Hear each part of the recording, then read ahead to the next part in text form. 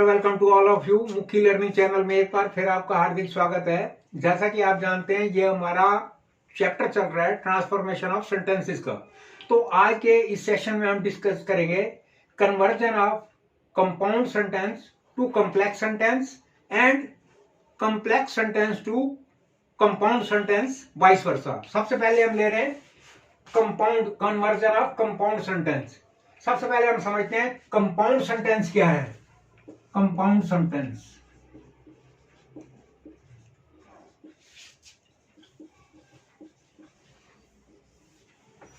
इसकी compound sentence की दो इंडिपेंडेंट क्लॉज होती हैं।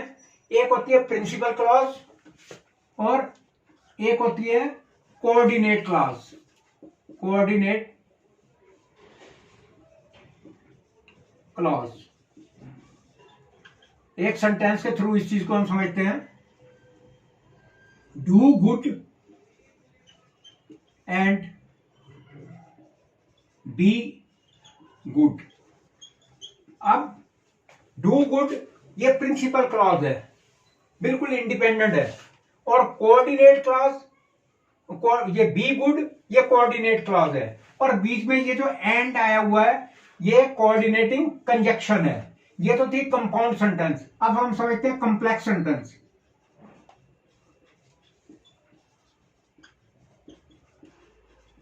कॉम्प्लेक्स सेंटेंस में एक प्रिंसिपल क्लॉज होती है, एक प्रिंसिपल क्लॉज है और दूसरी सबऑर्डिनेट क्लॉज है। Subordinate clause. अब एक सेंटेंस के थ्रू हम समझते हैं if you work hard you will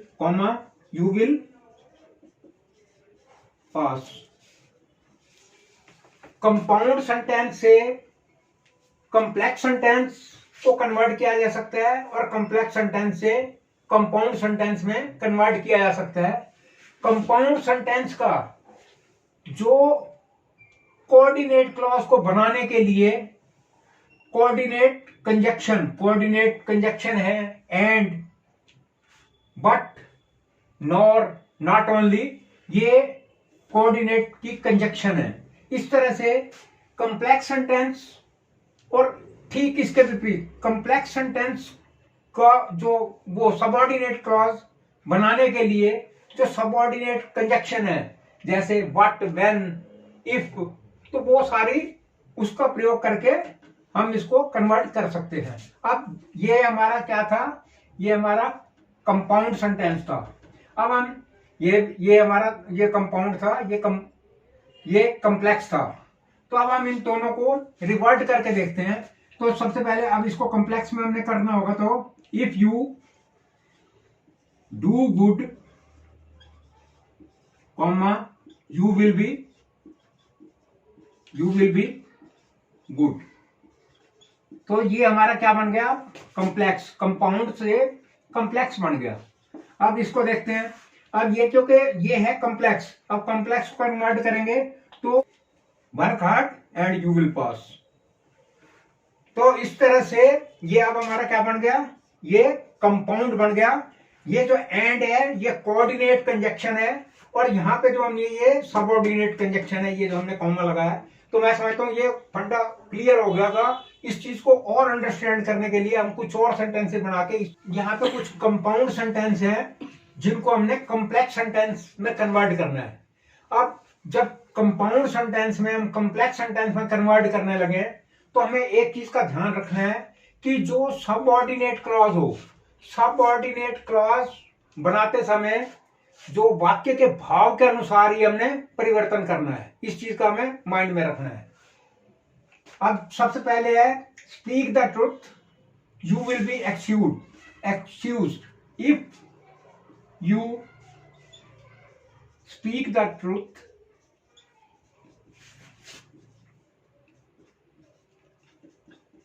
you will be excused. Next है I am ill so I cannot work today. I cannot work today as I am ill. Next है work hard otherwise you will fail. You will fail unless you work hard. Keep quiet और you will be punished। You will be punished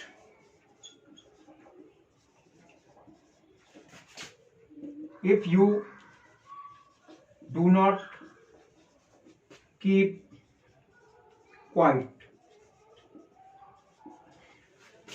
Go away or I shall call the police।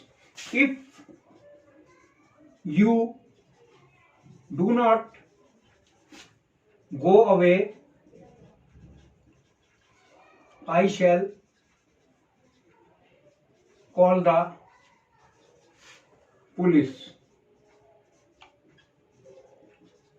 Next है the ship caught fire but the passenger were saved।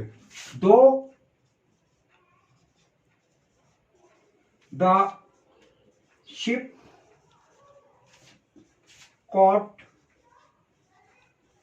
fire the passengers were saved। तो ये तो हमने सीखा कि किस तरह से कंपाउंड सेंटेंसेस को कॉम्प्लेक्स सेंटेंस में कन्वर्ट करना है। तो अब हम सीखेंगे कि किस तरह से कॉम्प्लेक्स सेंटेंसेस को कंपाउंड सेंटेंस में कन्वर्ट करना है।